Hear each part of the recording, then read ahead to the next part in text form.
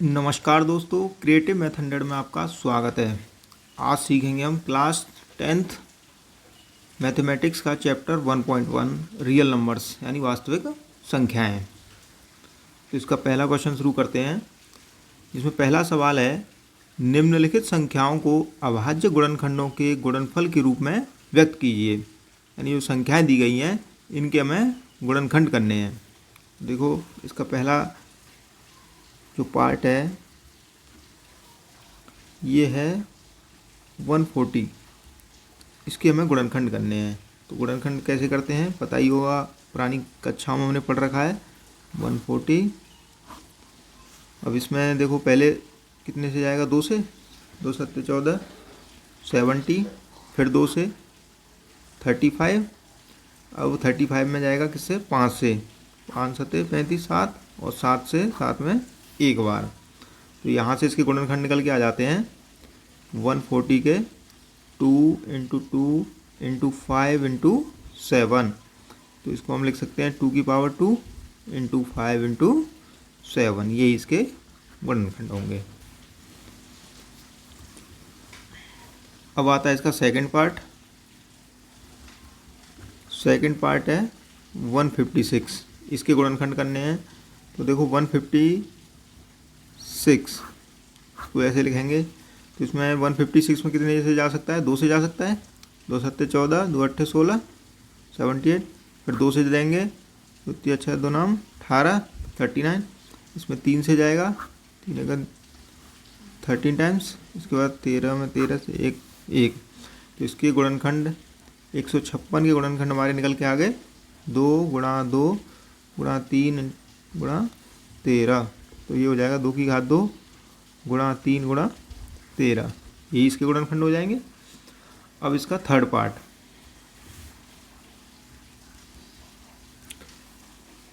Third part है 3825।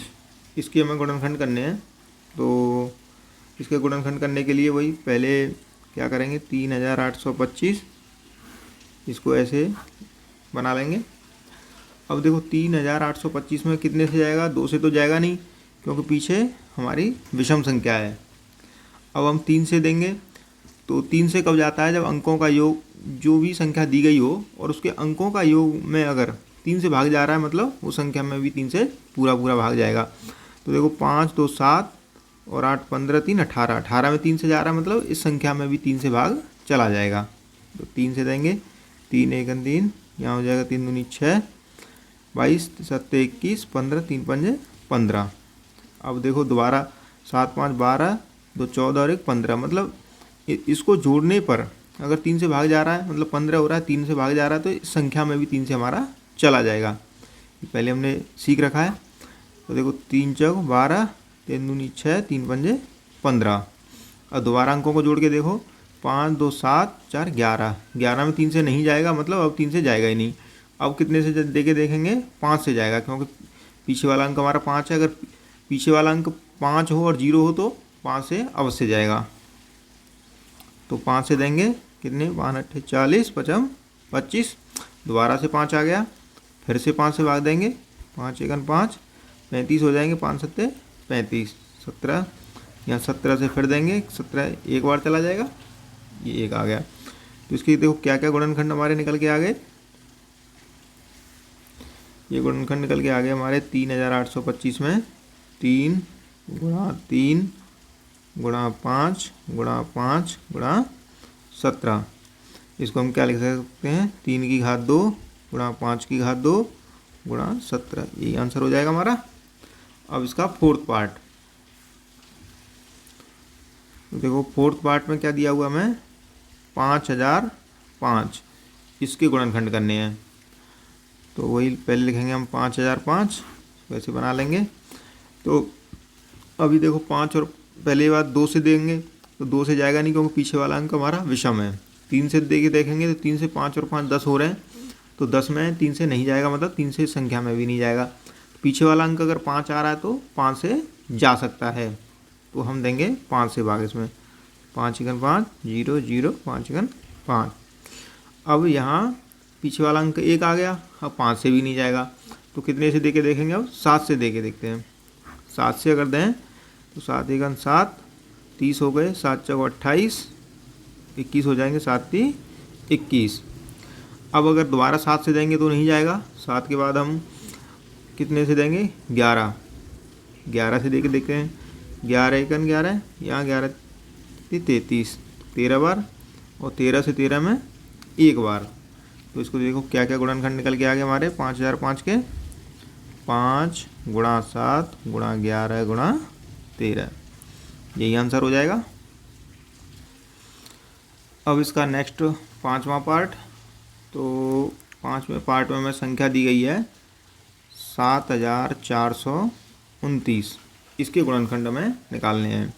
तो देखो पहले क्या करेंगे, वही 7429 को लिख लेते हैं हम ऐसे भाग विधि के रूप में, इस तरह से। अब हम इसमें देखो पहले 2 से जाएगा नहीं, पीछे वाला अंक विषम है। अब 3 से कब जाता है, जब अंकों के योग में 3 से भाग जा रहा हो। तो 9 2 11, 4 15, और 15 15 7 22, मतलब इसमें 22 में 3 से नहीं जाएगा, तो 3 से भी नहीं जाएगा। 5 से देंगे तो 5 से भी नहीं जाएगा, क्योंकि पीछे वाला अंक 0 है हमारा, 0 नहीं है इसमें, और 5 भी नहीं है। 5 के बाद 7 से देंगे, 7 से देंगे, 7 से भी नहीं जाएगा। इसके बाद 11 से देंगे, 11 से भी नहीं जाएगा। इस तरह से हम मतलब दे के देखेंगे तो नहीं जाएगा। इस संख्या में जो भाग जाएगा पहला हमारा, वो 17 से जाएगा। यानी पहले दे के देख रखा है, इसलिए आपको बता दिया कि इसमें 17 से जाएगा। आप जो है स्टेप बाय स्टेप भाग दे के उस संख्या में देखिए कि जा रहा है कि नहीं जा रहा है, उसके बाद आप मतलब आगे बढ़ते जाइए। तो इस संख्या में हमारा 17 से भाग जाएगा। 17 से देखिए, 17 चौको 68, यहाँ से बचेंगे कितने, 6 बच जाएंगे, 62 हो जाएगा, और 17 51, 11 बचे 19, 17 7 119। आप जो बगल में भी भाग दे के देख सकते हैं, अगर ऐसे ही मतलब दिमाग में कैलकुलेशन हो रही तो ठीक है, नहीं तो आप साइड में भाग दे के देख लीजिए, थोड़ा आसानी रहेगी। इसके बाद 17, इसके बाद जाएगा इसमें 19 से। 19 से अगर भाग देंगे, 19 दूनी 38, और 19 × 57, और 23 भी एक अभाज्य संख्या, तो 23 में 23 से ही जाता है। ये हो गया हमारा 1। तो इसके देखो अभाज्य हमारे गुणनखंड क्या क्या निकल के आ गए, 7429 के 17 गुणा 19 गुणा 23, यही आंसर हो जाएगा। अब आता है इसका सेकंड क्वेश्चन, जिसमें दिया गया है पूर्णांकों के निम्नलिखित युग्मों के HCF और LCM ज्ञात कीजिए तथा इसकी जांच कीजिए कि दो संख्याओं का गुणनफल बराबर है HCF और LCM के। यानी इस सवाल में हमें दो संख्याएं दी गई हैं, इन संख्याओं के HCF और LCM निकालने हैं, और हमें ये बताना है कि इनका जो HCF और LCM निकल के आ रहा है इन दोनों संख्याओं के गुणनफल के बराबर है। तो पहले पार्ट को हल करेंगे हम। फर्स्ट पार्ट, इसमें हमें संख्याएं दी गई हैं 26 और 91। तो देखो इसके हमें गुणनखंड पहले क्या करना पड़ेगा, अगर HCF LCM निकालने हैं गुणनखंड विधि से अगर निकालेंगे तो इसके पहले हमें गुणनखंड करने पड़ेंगे। तो यहाँ पहले 26 के गुणनखंड कर लेते हैं इस तरह से। देखो पीछे वाला अंक हमारा क्या है, सम है, मतलब 2 से जाएगा इसमें, 2 1 2 2 3 6, और 13 में तो 13 से ही जाता है, तो यहाँ से 1 निकल के आ गया। इसी तरह से हम 91 के गुणनखंड कर लेंगे। 91 में कितने, 91 में भाग देंगे। अब 91 में कितने से जाएगा, इसमें देखो 2 से जाएगा नहीं, 3 से 9 और 1 10 हो रहा है, मतलब अंकों का योग जो है 10 हो रहा है, तो इसमें 3 से भी नहीं जाएगा, 5 से नहीं जाएगा, क्योंकि पीछे वाला अंक हमारा 0 भी नहीं है और 5 भी नहीं है। तो 7 से देखें अगर हम इसमें, तो 7 1 7, 7 21, मतलब 7 से जा रहा है। 13 में तो 13 से ही जाता है, तो इसमें एक बार। तो अब देखो क्या क्या हमारे गुणनखंड निकल के आ गए। यहाँ गुणनखंड अगर हम लिखे हैं, 26 के गुणनखंड निकल के आए हमारे 2 गुणा 13, और 91 के गुणनखंड निकल के आए 7 गुणा 13। तो क्या करेंगे, 13 के नीचे आप 13 लिख दो, यहाँ 7 को लिख सकते हैं। अब इसका हमें निकालना है HCF और LCM। अब देखो जो HCF हम निकालते हैं, HCF में क्या है कि जो कॉमन वैल्यू होती है सिर्फ हमें वही लेना होता है। यानी इसमें कॉमन फैक्टर क्या आ रहा है हमारा, 13, तो हमारा HCF क्या हो जाएगा 13। और इसके बाद अगर जब हम एलसीएम निकालेंगे तो एलसीएम में क्या है कि जितने भी गुणनखंड होते हैं सभी में से एक एक लेना होता है। जैसे यहाँ 2 है, यहाँ भले ही कुछ नहीं है फिर भी हम यहाँ से 2 ले लेंगे। यहाँ 13 फिर इनमें से एक 13 ले लेंगे। यहाँ 7 है, यहाँ कुछ नहीं है फिर भी यहाँ से हम 7 ले लेंगे। तो इन दोनों का गुणा कर देंगे तो कितना हो जाएगा, इनका आपस में गुणा करेंगे तो गुणा कितना हो जाएगा, 13 दूनी 26 और 26 सत्ते 182, तो ये हो जाएगा 182। यही इसका मतलब एचसीएफ और एलसीएम निकल के आ जाएगा हमारे पास। अब सवाल में आगे पूछा गया है हमें कि जो हमने एचसीएफ और एलसीएम निकाला है इन दोनों का गुणा करें और उसके बाद दोनों संख्याओं का अगर हम गुणा करें तो वो बराबर आएगा क्या। ठीक है साहब, तो हम ये चेक करके देखेंगे। यानी सवाल में हमें क्या पूछा गया है कि दोनों संख्याओं का गुणनफल, दोनों संख्याओं का गुणनफल है एचसीएफ इंटू एलसीएम के। तो दोनों संख्या हमारे पास कौन कौन, दो संख्याएं जो थी, दो संख्या कौन कौन सी हैं, 26 और 91। उसके बाद एचसीएफ हमारा कितना निकला था, 13, और एलसीएम कितना निकला था, 182। तो देखो जब इन दोनों संख्याओं का हम गुणा करेंगे तो इसका अगर हम आपस में गुणा करेंगे तो यहाँ से आप गुणा करके देख लेना, इसका गुणा जो आएगा वो आएगा 2366। वैसे 13 और 182 का गुणा करेंगे तो इसका भी इतना आएगा 2366। तो इस तरह से हमने देखा कि दोनों संख्याओं का गुणनफल जो है एचसीएफ और एलसीएम के बराबर है। तो हम लिख सकते हैं यहाँ पे एलएचएस बराबर क्या है हमारा आरएचएस, यानी जो लेफ्ट हैंड साइड का है वो राइट हैंड साइड के बराबर है। यही हमें सवाल में पूछा गया था। अब आता है इसका पार्ट सेकंड, जिसमें है 510 और 92। मतलब इन दो संख्याओं का हमें एचसीएफ एलसीएम निकालना है। तो क्या करेंगे, यहाँ लिख 510, इसके गुणनखंड करके देखेंगे पहले। तो पीछे वाला अंक का अगर 0 आ रहा है तो मतलब 2 से जाएगा इसमें, 2 दूनी 4, या 11 हो जाएंगे, 2 पंजे 10, या 10 2 पंजे 10। अभी हम इसमें 2 से तो जाएगा नहीं, पीछे वाला अंक विषम हो गया, तो इसके बाद हम 3 से देंगे। 3 से देने के लिए पहले अंकों को जोड़ के देखते हैं, 5 और 5 10, 2 12, 12 में 3 से जा रहा है मतलब इस संख्या में भी हमारा 3 से भाग चला जाएगा। 3 से देंगे तो कितना हो जाएगा, 3 21, यहाँ से 45 हो जाएंगे, ये नहीं 3 8 24, मतलब 8 बार जाएगा इसमें। इसके बाद 3 पंजे 15। अब हम 85 में जो है 3 से देंगे तो 8, इनको अंकों को जोड़ के देखो, 8 5 13, 13 में 3 से भाग नहीं जाएगा मतलब इस संख्या में भी नहीं जाएगा। तो अब हम 5 से दे के देखेंगे, तो पीछे वाला अंक अगर हमारा 5 हो और 0 हो तो हमारा उस संख्या में भाग जो है 5 से चला जाता है। तो इसमें हम 5 से भाग देंगे, 5 एकन 5, यहाँ 35, 5 सत्ते 35, 17 एक अभाज्य संख्या है तो 17 में 17 से ही जाएगा एक बार। इसी तरह से हम यहाँ पे 92 के भी गुणनखंड कर लेंगे। तो यहाँ 92 पीछे वाला अंक हमारा सम है तो मतलब 2 से जाएगा इसमें, 2 चौक 8, 2 छक्के 12, फिर 2 से जाएगा, 2 दूनी 4, 2 तिया 6, और अब 23 एक अभाज्य संख्या है तो 23 में 23 से जाएगा हमारा एक बार। तो देखो क्या क्या गुणनखंड हमारे निकल के आ गए। यहाँ लिखते हैं 510 के हमारे गुणनखंड निकले थे 2 गुणा 3 गुणा 5 गुणा 17, और 92 के क्या क्या गुणनखंड निकल के आए हमारे 2। इसके बाद 2 आ रहा है तो यहाँ देखेंगे क्या 2 कहीं आ रहा नहीं आ रहा, तो इसको हम पहले पीछे लिख देंगे। अब देखेंगे 23, तो ऊपर वाले में 23 आ रहा है नहीं आ रहा, तो इसको भी हम पीछे लिख देंगे इस तरह से। अब इसके यहाँ से हम देखें तो यहाँ पर कॉमन क्या है हमारा, एक 2 कॉमन आ रहा है। तो इसका मतलब हमने क्या सीखा था अभी, एचसीएफ में हम उन्हीं गुणनखंडों को लेते हैं जो कि हमारे कॉमन हो। तो कॉमन हमारा 2 है तो इसका एचसीएफ जो निकल के आएगा हमारा वो हो जाएगा 2। अब एलसीएम, और एलसीएम में क्या करते हैं, सभी में से एक एक लेना होता है। जैसे यहाँ 2, इसके बाद 3, इसके बाद 5, उसके बाद है 17, उसके बाद 2, उसके बाद 23। तो इस तरह से मतलब हमें संख्याओं को ले लिया।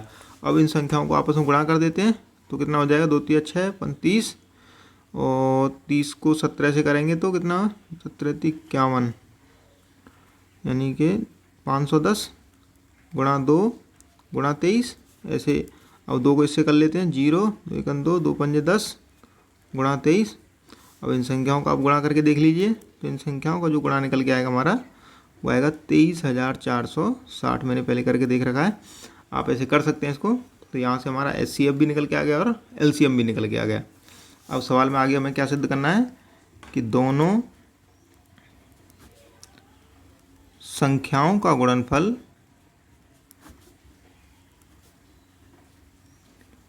बराबर होगा किसके, HCF इंटू LCM के। इन दोनों संख्याओं के गुणा के बराबर होगा। तो दो संख्याएं हमारे पास कौन कौन सी थी, 510 और 92। इसके बाद हमारा HCF और LCM कितना निकल के आया था, HCF हमारा 2 निकल के आया था और LCM निकल के आया था 23,460। इसके बाद इन दोनों संख्याओं को जब हम मल्टीप्लाई करेंगे तो देखो यहाँ आ जाएगा 46,920 और इधर भी इन दोनों गुणा करेंगे तो ये भी हो जाएगा 46,920। तो यहाँ पे देखा कि हमारा जो LHS है वही RHS है, यानी कि दोनों संख्याओं का गुणनफल जो है HCF इंटू LCM के बराबर होता है। यही सवाल में हमें पूछा गया था।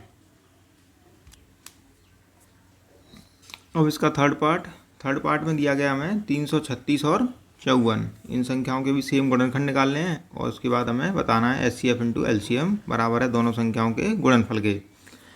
तो देखो 336 के पहले गुणनखंड करेंगे, 336 इसके गुणनखंड करके देखते हैं। तो पीछे वाला अंक सम है तो इसमें कितने से जाएगा, 2 से भाग जाएगा हमारा। 2 एकम 2 13 2 6 12 2 8 16। फिर 2 से जा सकता है, 2 8 16 2 चौक 8। उसके बाद फिर 2 से जा सकता है, 2 चौक 8 2 दूनी 4। उसके बाद दोबारा 2 से जा रहा है, 2 दूनी 4 2 एकम 2 21। 21 में कितने से जाएगा, 3 से, तो 7 21 और 7 में 7 से एक बार। इसके गुणनखंड कर लिए। अब हम दूसरी संख्या के भी गुणनखंड कर लेते हैं 54 के। तो इसमें देखो 2 से देंगे, 2 दूनी 4 2 7 14। इसके बाद इसमें 3 से देंगे, 3 नाम 27। 9 में 3 से देंगे, 3 9 9 और 3 से 3 में एक बार। अब इसके गुणनखंडों को लिख लेते हैं। तो संख्या थी हमारी 336, इसके गुणनखंड निकले थे 2 गुणा 2 गुणा 2 गुणा 2 गुणा 3 गुणा 7। ये गुणनखंड निकल के आए थे। उसके बाद 54 को लिखेंगे। 54 के हमारे गुणनखंड थे 2 गुणा, यहाँ पर 3 के नीचे 3 लिख लेंगे 3। उसके बाद एक और 3 आया था इसको, उसके बाद एक और 3 आया था। इस तरह से हमने लिख लिया। ये यहाँ क्यों लिखे, हमें जो दोनों में कॉमन आ रहा है वो उसके नीचे लिखना है, उसके अलावा जितनी भी आ रहे हैं उनको पीछे लिख देना है। यही हमने गुणनखंड विधि से HCF LCM निकालना सीखा है। उसके बाद यहाँ पे लिखेंगे हम HCF, हमारा क्या होगा, जो कॉमन फैक्टर होगा। तो कॉमन हमारा क्या है, इन दोनों में 2 है, तो एक तो 2 हो गया यहाँ पे, और यहाँ पे कितना है, 3 है। तो यहाँ से हमें 3 मिल गया। तो HCF हो जाएगा हमारा कितना, 6। उसके बाद LCM निकालने के लिए क्या करते हैं, सभी में से एक एक लेना होता है। तो यहाँ से एक 2 मिल जाएगा, उसके बाद 2 मिल जाएगा, उसके बाद 2 मिल जाएगा, ये 2 मिल जाएगा, यहाँ तक 2 2 मिल गए। इसके बाद 3, उसके बाद 7, उसके बाद फिर से 3, उसके बाद फिर से 3, ये वाले दोनों यहाँ गए। तो इस तरह से अब हम इनका गुणा कर लेंगे। 2 दूनी 4 दूनी 8 दूनी 16 16 48, इधर से हो जाएगा 48 और यहाँ से 9 9 7 63 63। इसके बाद इन दोनों संख्याओं का हम आपस में गुणा कर लेंगे। तो इनका जो गुणा निकल के आएगा हमारा वो आएगा 3024। तो इस तरह से हमने HCF और LCM दोनों निकाल लिए। अब सवाल में जो आगे वाला पार्ट है क्या है कि दोनों संख्याओं का गुणनफल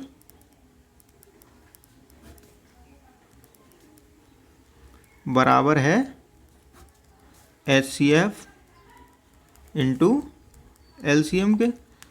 तो अब दोनों संख्या हमारी क्या क्या थी, 336, दूसरी संख्या थी 54। उसके बाद HCF हमारा 6 निकला था और LCM हमारा 3024 निकला था। इसके बाद इन दोनों संख्याओं को जब हम आपस में गुणा करेंगे तो यहाँ से हमें मिलेगा 18,144 और इधर से भी मिलेगा 18,144। तो यानी कि दोनों संख्याओं का गुणनखंड जो गुणनफल है वो एचसीएफ और एलसीएम के हमारे बराबर है। यही हमें सवाल में पूछा गया था।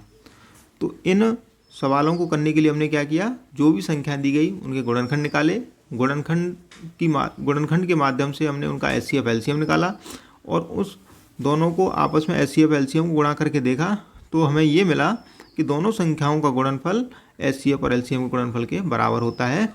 ये जो थ्योरी है ये हमारा आगे वाले सवालों में भी काम आएगा। यहाँ से हमें ये याद रखना है कि दोनों संख्याओं का गुणनफल एचसीएफ और एलसीएम के गुणनफल के बराबर होता है। अब आता है हमारा क्वेश्चन नंबर 3। तो इसमें क्या है, देखो, अभाज्य गुणनखंड विधि द्वारा निम्नलिखित पूर्णांकों के एचसीएफ और एलसीएम ज्ञात कीजिए। तो हमने अभी जिस विधि से एचसीएफ और एलसीएम निकाल रहे थे इस सवाल में हमें जो संख्या दी गई है उनके एचसीएफ और एलसीएम निकालने हैं। बहुत ही आसान सवाल है। तो इसको हम इसका फर्स्ट पार्ट को पहले हल करेंगे। तो इसका देखो फर्स्ट पार्ट है, इसमें हमें 3 संख्याएं दी गई हैं 12, 15 और 21। ये फर्स्ट पार्ट में हमें 3 संख्याएं दी गई हैं 12, 15, 21। तो इनके हम पहले क्या करेंगे, गुणनखंड करके देखेंगे। देखो 12, पहले 12 के गुणनखंड कर लेते हैं। तो 12 के कितने होंगे, देखो 2 से 2 6 की 12, 2 से 6 में अगर देंगे तो 3 बार और 3 से 3 में 1 बार। उसके बाद 15 के गुणनखंड करने हैं। 15 में कितने से जाएगा, 2 से जाएगा नहीं, 3 से, 3 पंजे 15, 5 से 5 में 1 बार। इसके बाद 21 के ऐसे ही गुणनखंड करके देखेंगे। 3 से देंगे 3 21 और 7 से 1 बार। तीनों संख्याओं के हमने गुणनखंड कर लिए। अब यहाँ लिखेंगे सभी के गुणनखंडों को। 12 के गुणनखंड क्या क्या निकले थे हमारे, 2 गुणा 2 गुणा 3। उसके बाद 15 के गुणनखंड क्या निकले थे, 3 गुणा 5। तो 3 के नीचे 3 लिखेंगे और 5 को उसके पीछे लिख देंगे। इसके बाद 21 के गुणनखंड क्या निकले थे, 3 गुणा 7। तो 3 को 3 के नीचे लिखेंगे और 7 को उसके भी पीछे लिख देंगे। ठीक है, इस तरह से। अब यहाँ देखते हैं हमारा क्या है कि तीनों में जो कॉमन आ रहा है वो है हमारा 3। तो यहाँ से हमारा एचसीएफ कितना हो जाएगा, एचसीएफ हमारा हो जाएगा 3। एचसीएफ वही होता है जो कॉमन रहता है तीनों में। इसके बाद एलसीएम क्या होगा, सभी में से हमें एक एक लेना है। 2 गुणा 2 गुणा 3 गुणा 5 गुणा 7। तो इनको गुणा करके देखेंगे। 2 दूनी 4, 3 12, 12 5 60 और 60 को अगर 7 से करेंगे 6 7 42 यानी 420। यहाँ से इसका एलसीएम निकल के आ जाएगा हमारा 420। ये हमारा एचसीएफ हो गया, ये हमारा एलसीएम हो गया। यही हमारा आंसर हो जाएगा। अब इसका सेकंड पार्ट में क्या है, हमें संख्याएं दी गई हैं 17, 23 और 29। ये 3 संख्याएं दी गई हैं। तो इनके पहले गुणनखंड करके देखते हैं। अगर हम यहाँ 17 के गुणनखंड करें तो देखो 17 एक अभाज्य संख्या है, तो इसका इसमें खुद से ही भाग जा सकता है, बस 17 से एक बार जाएगा। इसके बाद ऐसे ही 23 के गुणनखंड करके देखेंगे हम, तो 23 भी एक अभाज्य संख्या है, इसमें भी सिर्फ 23 ही जा सकता है। इसके बाद नेक्स्ट संख्या को देखें 29 में, तो 29 भी एक अभाज्य संख्या है, इसमें भी हमारा 29 से ही जाएगा। तो अब इनको गुणनखंड के रूप में लिख लेते हैं। जैसे 17 है यहाँ पे, तो 17 के गुणनखंड क्या थे हमारे, 17 ही थे बस। और इसके बाद 23 के अगर हम गुणनखंड लिखें तो 23 के भी 23 ही थे, कुछ और नहीं था। इसके बाद 29 के गुणनखंड लिखें तो 29 के गुणनखंड हमारे भी 29 हैं, इसमें भी कुछ नहीं था। तो जैसे अब इसमें क्या है कि हमारा कोई भी गुणनखंड हमारा कॉमन नहीं है, तो इसमें सिर्फ हम ऐसे लिख सकते हैं इसको, यहाँ पर 17 गुणा 1, 23 गुणा 1, 29 गुणा 1। इसका मतलब तीनों में जो हमारा एक हमारा कॉमन है। तो इसका ऐसी अगर कोई संख्या मिलती है कि जिसमें तीनों ही संख्याओं में आपस में कोई भी कॉमन फैक्टर नहीं मिल रहा है, एक जैसा गुणनखंड अगर हमारा नहीं मिल रहा है, तो उसका जो एचसीएफ है वो हमारा 1 होता है। उसके बाद जो एलसीएम होगा, एलसीएम में तो वही है कि अगर जो भी मतलब है सभी में से एक एक लेना हमें। जैसे 17 गुणनखंड में 17 था, 23 के में 23 था और 29 के में 29 था। तो जो ये तीनों संख्याएं थी इनको आपस में मल्टीप्लाई कर देंगे, जैसे 11,339 आ जाएगा। तो इस तरह से हमने इसका एलसीएम निकाल लिया। यहाँ पे समझ में आ गया होगा एक कैसे आया हमारा, कि तीनों में कोई भी कॉमन नहीं आ रहा है, तीनों ही संख्याओं में कोई भी गुणनखंड कॉमन नहीं है, तो उसमें हम एक कॉमन मान सकते हैं कि तीनों में एक हमारा कॉमन है, इसलिए हमारा एचसीएफ हो जाएगा 1 और एलसीएम ये हो जाएगा। यही आंसर होगा। अब आ जाता है थर्ड पार्ट, 8, 9 और 25। इसके को मैं गुणनखंड करने हैं, उसके बाद इसका एचसीएफ एलसीएम निकालेंगे। तो आसान सा सवाल है। 8, पहले इसके 8 के गुणनखंड कर लेते हैं। देखो 8 में कितने से जाएगा, 2 से भाग जाएगा 4 बार, 4 में 2 से जाएगा 2 बार, और 2 से 2 में 1 बार। अगली संख्या का गुणनखंड करेंगे 9 के, 9 में कितने से जाता है भाग, 3 से, 9, और 3 से 3 में 1 बार। इसके बाद 25 के गुणनखंड कर लेंगे। 25 में कितने से जाता, 5 से, 5 25, और 5 से 5 में 1 बार। इस तरह से हमने तीनों संख्याओं के गुणनखंड कर लिए। अब यहाँ लिखेंगे 8, 8 के गुणनखंड क्या क्या क्या निकले थे हमारे, 2 गुणा 2 गुणा 2। और 9, 9 के गुणनखंड क्या निकले थे हमारे, 3 गुणा 3, 2 लिख दिया क्योंकि यहाँ 3 कहीं नहीं आ रहा है। इसके बाद 25, 25 के गुणनखंड हमारे क्या क्या निकले थे, 5 गुणा 5। तो तीनों संख्याओं में कोई भी कॉमन नहीं है, हमारे लास्ट क्वेश्चन की तरह। तो इसका भी हमारा जो एचसीएफ निकल के आएगा, ऐसी संख्या का एचसीएफ हमारा कितना निकल के आता है, 1 है। और एलसीएम क्या होगा हमारा, एलसीएम होगा सभी में से एक एक कॉमन लेंगे हम। यहाँ से 2 गुणा 2 गुणा 2, इसमें 3 गुणा 3, और इसमें है 5 गुणा 5। इस तरह से हमने यहाँ से इनको लिख लिया। अब गुणा करके देखेंगे, 2 दूनी 4 दूनी 8, 8 थी 24, 24 या 72, ये हो जाएगा 5 25। यहाँ से आपस में इन दोनों को हम गुणा कर देंगे, तो ये हो जाएगा कितना, 1800। यही हमारा आंसर हो जाएगा। यहाँ से हमने एचसीएफ और एलसीएम निकाल लिए। इस तरह से हमारा ये थर्ड क्वेश्चन कंप्लीट होता है। इसमें यही था कि सवालों के हमें गुणनखंड करने थे और उनसे एचसीएफ और एलसीएम निकालने थे। अब क्वेश्चन नंबर 4, इसमें क्या है, एचसीएफ दिया गया है, हमें दो संख्याएं दी गई हैं 306 और 657 कि इन संख्याओं का एचसीएफ 9 है। तो हमें एलसीएम 306, 657 ज्ञात कीजिए। यानी कि सवाल में क्या दिया है हमें, पहले तो दो संख्याएं दी गई हैं। दो संख्याएं कौन कौन सी हैं, 306 और 657।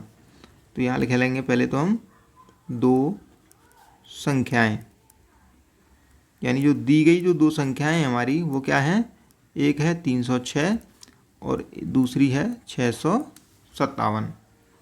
अब सवाल में आगे दिया गया है कि एचसीएफ इनका 9 है, यानी कि जो एचसीएफ है वो है 9। एलसीएम ज्ञात कीजिए, एलसीएम हमें ज्ञात करना है। तो अभी हमने क्या पढ़ा था कि दो संख्याओं का गुणनफल बराबर होता है एचसीएफ और एलसीएम के, है ना। हमने सीखा था कि दो संख्याओं का गुणनफल, दो संख्याओं का गुणनफल बराबर होता है एचसीएफ और एलसीएम के गुणनफल के। तो दो संख्या हमारी क्या क्या हैं, 306 और 657। इसके बाद एलसीएम हमारा, एचसीएफ कितना दिया गया हमें 9, और एलसीएम हमें निकालना है। तो यहाँ से देखो अगर हम एलसीएम निकालेंगे तो ये इसको हम ऐसे लिख सकते हैं, यानी इधर गुणा हो रहा है, अगर इसको पक्षांतर करके दल लाएंगे तो इसका भाग हो जाएगा। 306 गुणा 657 बटे 9। अब इसको 9 से हम सरल कर सकते हैं, कितना हो जाएगा, पहले देखो 9 से सरल करेंगे, 3 से कर लो, 9, 3 से 102 बार, फिर इसके बाद 3 से देंगे, 9 3 6 12, यानी कितनी बार गया, 34 गुणा 657। तो यहाँ से इनका जो गुणा निकल के आएगा हमारा 22,338। ये हमारा जो निकल के आएगा यही एलसीएम होगा। यानी सवाल में हमें दो संख्याओं के माध्यम से और एक एचसीएफ के माध्यम से एलसीएम पूछा गया था। तो हमने बस इस फॉर्मूला का प्रयोग करते हुए कि दो संख्याओं का गुणनफल एचसीएफ और एलसीएम के बराबर होता है, उसकी मदद से हमने एलसीएम निकाल लिया। क्वेश्चन नंबर 5, जांच कीजिए कि क्या किसी प्राकृत संख्या n के लिए संख्या 6 की घात n अंक 0 पर समाप्त हो सकती है। तो देखो सवाल में हमें क्या पूछा गया है कि एक संख्या दी गई है 6 की घात n, यानी कोई संख्या में एक संख्या दे दी गई कि संख्या है आपके पास 6 की घात n, जहाँ n कोई एक प्राकृतिक संख्या है, जहाँ n हमारी प्राकृत संख्या है, यानी 1 2 3 4 5 ऐसे कोई प्राकृत संख्या है हमारी n। अब पूछ रहे हैं कि जब हम क्या n का कोई ऐसा मान है जिससे हम इस संख्या का प्रसार करें। प्रसार मतलब जैसे 2 की घात 3, और 2 की घात 3 का प्रसार करेंगे तो 2 गुणा 2 गुणा 2 8 निकल के आएगा। ऐसे ही किसी संख्या n के लिए अगर संख्या 6 की घात n का प्रसार करने पर क्या उसके प्रसार कर दें, उसके बाद जो संख्या निकल के आएगी वो 0 पर समाप्त हो सकती है क्या, यानी उस संख्या के लास्ट में क्या 0 आ सकता है, ये सवाल में हमें पूछा गया है। तो इसके लिए हमें क्या समझना है कि किसी भी संख्या के प्रसार को जब हम करेंगे उसके बाद में 0 तभी आ सकता है जब उस संख्या के गुणनखंड में 5 आ रहा हो। अगर 5 आएगा तभी ऐसा संभव है। जैसे किसी संख्या के गुणनखंड में मान के चलो 5 गुणा 2 है, 5 दूनी 10। अगर 5 गुणा 2 गुणा 2 गुणा 5 है तब हमारा 20 हो जाएगा, यानी तभी ऐसा संभव है जब उसके गुणनखंड में हमारा 5 आ रहा हो। तो इसका मतलब हमें क्या है, यहाँ 6 की घात n यानी जो 6 दिया गया है इसके पहले गुणनखंड करके देखेंगे। तो 6 के गुणनखंड क्या होंगे हमारे 2 गुणा 3। इसमें क्या है देखो 5 हमारा नहीं आ रहा है। अगर 5 नहीं आएगा तो संख्या का जब हम प्रसार करेंगे तो उसमें जो है 0 बिल्कुल भी नहीं आएगा। तो यही सवाल में पूछा गया था क्या ऐसा संभव है, तो हम कहेंगे कि ऐसा बिल्कुल भी संभव नहीं है। तो हम इस संख्या की व्याख्या में ऐसे लिख सकते हैं कि 6 की घात n के गुणनखंड में 2 गुणा 3 की घात n ही आ रहे हैं। इसके गुणनखंड में 5 नहीं आता है, अतः कोई भी संख्या यानी कि जो n है ऐसी नहीं है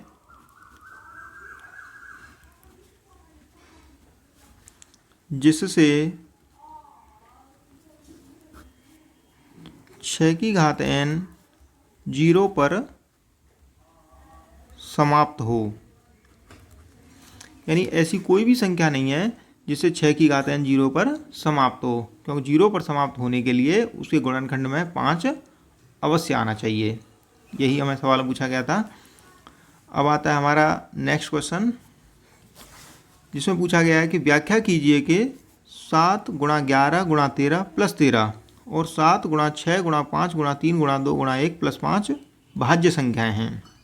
यानी दो संख्याएं दी गई हैं, हमें गुणनखंड के रूप में दी गई हैं। तो इन संख्याओं को पहले सरल करेंगे, उसके बाद देखेंगे कि क्या ये संख्याएं भाज्य संख्याएं हैं। तो भाज्य संख्याएं कौन सी होती हैं, जिन संख्याओं में स्वयं के अलावा किसी अन्य संख्या से भी भाग चला जाए तो वो भाज्य संख्या होती है। तो इस सवाल को हम हल करेंगे। तो इसमें पहला दिया गया हमें 7 गुणा 11 गुणा 13 प्लस 13, एक संख्या तो ये है। तो इस संख्या में देखो हम वैसे या तो इनको मल्टीप्लाई करके जो हमारा बोर्डमास का नियम होता है उससे भी हम इसको सरल कर सकते हैं, या फिर हम देखो यहाँ से जैसे इसमें 13 है, इसमें 13 है, यहाँ से 13 कॉमन ले लेंगे, यहाँ बचेगा 7 गुणा 11, यहाँ कितना 1 बचा। इसके बाद 13 को कॉमन लिया, कितने हो गए 77 प्लस 1, तो ये हो जाएगा 13 गुणा 77 और 1 कितने हो जाएंगे 78। इन दोनों को आपस में हम गुणा करेंगे तो यहाँ से निकल के आएगा 1014। अब देखो 1014 यानी पीछे वाला अंक हमारा क्या है 4 आ रहा है, एक सम संख्या है। जब सम संख्या होती है तो उसमें 2 से अवश्य भाग जाएगा, तो ये हमारी संख्या कैसी होगी, भाज्य संख्या होगी। ऐसे ही हम इसके दूसरे पार्ट को करेंगे 7 गुणा 6 गुणा 5 गुणा 4 गुणा 3 गुणा 2 गुणा 1 प्लस 5। तो देखो यहाँ भी 5 है, यहाँ भी 5 है, तो 5 कॉमन लेके कर सकते हैं। हम वैसे भी सरल कर सकते हैं, सीधा गुणा करके ऐड करें, लेकिन हम थोड़ा इससे आसान रहेगा थोड़ा। 7 गुणा 6 गुणा 4 गुणा 3 गुणा 2 गुणा 1 प्लस 1 हो जाएगा। यहाँ से हम इनका जो गुणा करेंगे तो देखो ये गुणा निकल के आएगा कितना, 3 दूनी 6 चौक 24, यहाँ से और 6 सत्ते 42, 42 गुणा 24 प्लस 1, इसके बाद 5, इसके बाद इनको 42 और 24 का गुणा करेंगे तो ये निकल के आएगा हमारा कितना, 1008 प्लस 1, तो 5 गुणा ये हो जाएगा 1009। अब इसको आपस में गुणा कर देंगे तो ये हो जाएगा कितना, 5000, 5 नम 45, 5045। और देखो पीछे वाला अंक कितना आ रहा है हमारा, 5 आ रहा है। तो पहले 5 वाली संख्या जो है पहले एक तो 5 से भी विभाजित हो सकती है। उसके बाद अगर हम देखें 5 4 9, 9 और 5 14, 3 से तो नहीं जाएगा, लेकिन इस संख्या में जो 5 से भाग अवश्य जाएगा। तो अगर 5 से किसी दूसरी संख्या से अगर स्वयं के अलावा भाग जा रहा तो वो संख्या हमारी कैसी होगी, भाज्य संख्या होगी। इस तरह से जो दो सवाल में हमें संक्रियाएँ दी गई थी तो उनको हमने पहले सरल किया और सरल करके ये पता लगाया कि वो संख्या हमारी भाज्य या अभाज्य। तो दोनों ही संख्या हमारी भाज्य संख्याएँ हैं। अब आता है इस चैप्टर का सबसे आखिरी क्वेश्चन, और काफ़ी इम्पोर्टेंट क्वेश्चन है, बोर्ड एग्जाम में बार बार पूछा जाता है इसको, और कॉम्पिटिटिव एग्जाम में भी इस तरह के क्वेश्चन आते रहते हैं। थोड़ा ध्यान से समझना है हमें। देखो सवाल है कि किसी खेल के मैदान के चारों ओर एक वृत्ताकार पथ है। इस मैदान का एक चक्कर लगाने में सोनिया को 18 मिनट लगते हैं, जबकि इसी मैदान का चक्कर लगाने में रवि को 12 मिनट लगते हैं। मान लीजिए वे दोनों एक ही स्थान पर और एक ही समय पर चलना प्रारंभ करके एक ही दिशा में चलते हैं, तो कितने समय बाद वे पुनः प्रारंभिक स्थान पर मिलेंगे। तो सवाल क्या है, सवाल यह है कि कोई एक वृत्ताकार पथ है, उसमें सोनिया और रवि दोनों दौड़ रहे हैं, तो दोनों को चक्कर लगाने में, यानी सोनिया को जो समय लगता है, सोनिया को लगा समय, सोनिया को उसका चक्कर लगाने में हमारा 18 मिनट लगते हैं उस वृत्ताकार पथ के चारों तरफ दौड़ने में। इसके बाद रवि को लगा समय, रवि को जो उसका चक्कर लगाने में 12 मिनट लगते हैं। अब सवाल में हमें पूछा गया है कि दोनों अगर एक ही जगह से और एक ही समय पर दौड़ना अगर प्रारंभ करें, यानी जैसे ये हमारा एक वृत्ताकार पथ है और इसका चक्कर लगाने में सोनिया को 18 मिनट लग रहे हैं और रवि को 12 मिनट लग रहे हैं।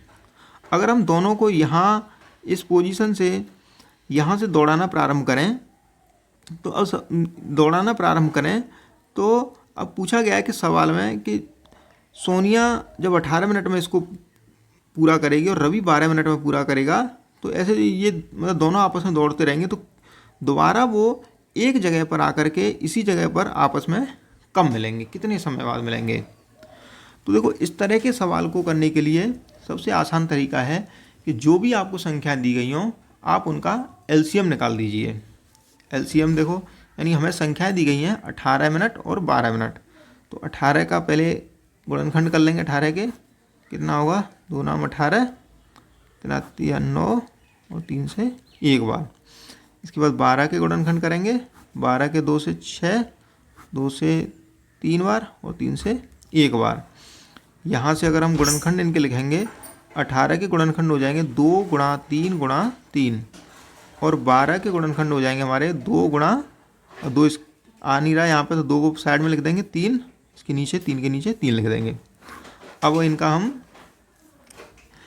एलसीएम जो निकालेंगे, तो एलसीएम हमारा कितना निकल के आएगा। देखो एलसीएम में क्या, सभी में से हमें एक एक लेना होता है, तो ये 2 गुणा 3 गुणा 3 गुणा 2, यानी इनको हम गुणा करके देखें तो 3 6 3 18 और 18 दूनी 36, यानी कि 36 मिनट।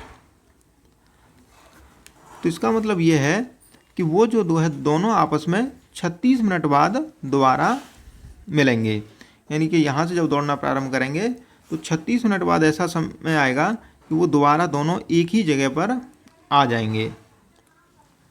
इस तरह से सवाल को करने के लिए हमें क्या किया, जो भी दो संख्याएं दी गई थी हमने उनका एलसीएम निकाल लिया। तो एलसीएम के माध्यम से हम इस तरह के सवालों को बड़ी ही आसानी से कर सकते हैं। अब हमारे दिमाग में एक संशय ये आता है कि आखिर हमने इसका एलसीएम ही क्यों निकाला, एचसीएफ क्यों नहीं निकाला, क्योंकि एचसीएफ भी निकाल सकते थे। तो उसके लिए देखो हमें ये समझना है कि जो एचसीएफ होता है वो होता है हमारा हाईएस्ट कॉमन फैक्टर, यानी अधिकतम बड़ी संख्या होती है, और जो एलसीएम है वो है लोएस्ट कॉमन मल्टीप्लाई, यानी कि छोटी से छोटी संख्या। तो हमें क्या है, यहाँ पर हमें वो छोटी से छोटी संख्या बतानी थी, छोटा वो कम से कम समय बताना था जहाँ पर वो आपस में दोनों एक जगह पर मिल सकें। तो हमने एलसीएम के माध्यम से हमें ऐसा कम से कम मतलब छोटे से छोटा डिजिट मिला है जहाँ पर वो दोनों एक जगह पर आपस में मिलेंगे। तो इसीलिए अगर हमें जैसे कि यहाँ पर क्या वो जो है 36 मिनट बाद दोबारा मिलेंगे, वो अगर इस तरह से दौड़ते रहें तो दोबारा 72 मिनट बाद फिर से मिलेंगे, इसके बाद उसमें और 36 ऐड कर दें तो फिर से मिलेंगे, वो मिलते रहेंगे। लेकिन वो हमें सवाल में पूछा गया था कि कम से कम कितने समय बाद वो यहाँ पर अपने प्रारंभिक स्थान पर मिलेंगे। तो अगर हमें जैसे पूछा जाए कि कम से कम कितने समय बाद, तो कम से कम वो है जो है 36 मिनट बाद जो है दोबारा मिलेंगे, इसीलिए हमने इसका एलसीएम निकाला है। तो इस तरह से हमने चैप्टर 1.1 के सभी जो 7 क्वेश्चन थे सभी को कंप्लीट कर लिया है। नेक्स्ट वीडियो में चैप्टर 1.2 को सीखेंगे। तो मिलते हैं दोस्तों नेक्स्ट वीडियो में, तब तक जय हिंद जय भारत।